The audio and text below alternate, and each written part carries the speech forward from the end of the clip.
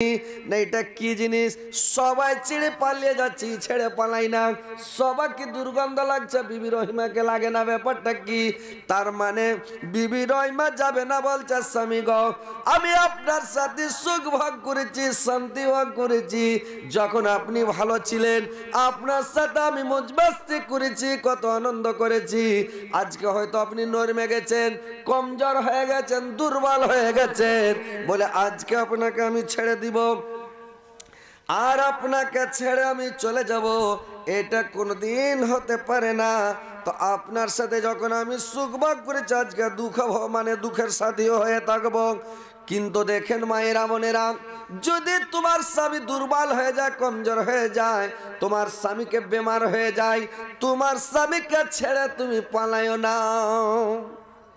এখনকার মেয়ে ছেলেরা অন্যা দিয়ে দেয়, তোমাকে বিয়ে করে কোনো সুখ পেনু না, জি শান্তি পেনু না, তোমার পোকা লাগায় ছুটে না, সব দিনকারই কুচলাড়া কুণ্ঠেকার রুখ দেয় মুখ দেয়, সারাটা জীবন এরকমই।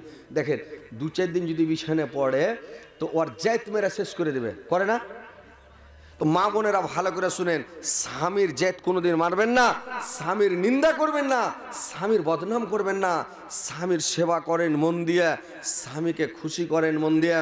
স্বামী যাতে তোমার জন্য সব সময় দোয়া করে, আর মনের মতন স্ত্রী পেয়েছি লোকের সামনে যাতে গল্প করে, আর মানে সব সময় যাতে তোমার তারিফই করে, এরকমভাবে স্বামীর সেবা করতে হবে, খিদমত করতে হবে, স্বামীকে সন্তুষ্ট রাখতে হবে।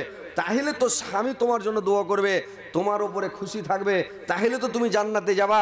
মা বোনেরা ভালো করে কথাটি শুনেলেন।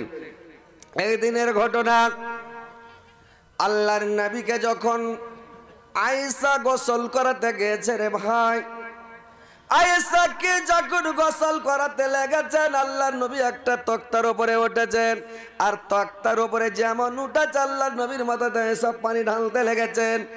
পানি ঢালছেন, গোসল করেছেন, পানি ঢালছেন, গোসল করেছেন, আল্লাহর নবী গোসল করছেন। আর গোসল করতে করতে আল্লাহর নবীর গতরে যখন পানি ঢালতে লেগেছেন, পানিগুলো যখন শরীর থেকে বয়ে যাচ্ছে, তো পানিগুলো যখন বয়ে যাচ্ছে রে ভাই, তো পানিটা লাল হয়ে বয়ে যাচ্ছে। আল্লাহর রাসূল দেখলেন যে পানি কেন লাল হয়ে যাচ্ছে, আয়েশাকে জিজ্ঞাসা করলেন, রে আয়েশা পানিগুলো কেন লাল হয়ে যাচ্ছে রে আয়েশা?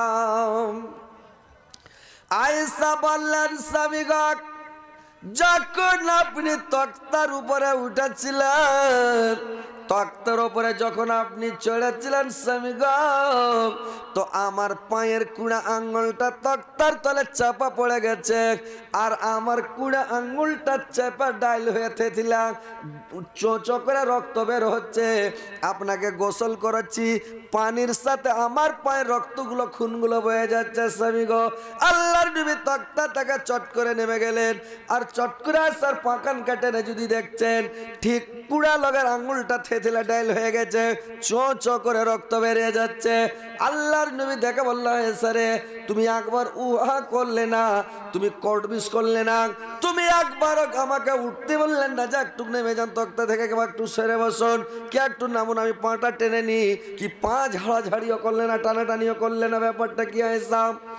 আয়েশা বললেন, স্বামী গো, আমার তো শুধু একটাই কুড়া আঙ্গুল চেপেছে, যদি আমার 2 পায়ের সবটি আঙ্গুল যদি চেপে যেত, আর আঙ্গুলটি যদি থেতলা ডাইল হয়ে যেত, যদি সবটি আঙ্গুল ফেটে রক্ত বয়ে চলে যেত, তবু আপনাকে আমি কষ্ট দিতে পারতাম না, আঘাত দিতে পারতাম না, তক্তা থেকে আপনাকে নামতে আমি বলতে পারতাম না। স্বামী গো, স্বামীকে কত ভালোবাসো ভাই। এখনকার মেয়ে ছেলে হলে যদি খালি একটুক লোকটা কুচিলে যায়, ওকে 3 পাল্টি দিবে ধাক্কা মেরে, রে মুখ পোড়ার বাটা, কপালে চোখ নাই নাকি তোর? কি ভাই বলতো কিনা? মারবে ধাক্কা, ওকে উল্টে ফেলে, তোর কপালে চোখ নাই? হাঁটতে হাঁটতে যদি একটু ঝোঁকে পা পড়ে যায়, একটু পা যদি পড়ে যায়, তাহলে একটু কুচিলে গেলি রেগে যাবে, উফ কপালে চোখ নাই, আর আল্লাহকে হুঁশ দেয়নি, জ্ঞান দেয়নি, আধৈসা হয়ে যাইছে, বয়সের বুড়া হয়ে যাইছে, ওর হুঁশ নাই, হাঁটার ঢং নাই, ও লোকটাকে কুচলে দিলে 14টা কথা শুনাইবে, হয়তো সারাদিন চালাও করবে না, খাইতেও দিবে না, সেবাও করবে না, নাকি? এরকম মেয়ে ছেলে আছে।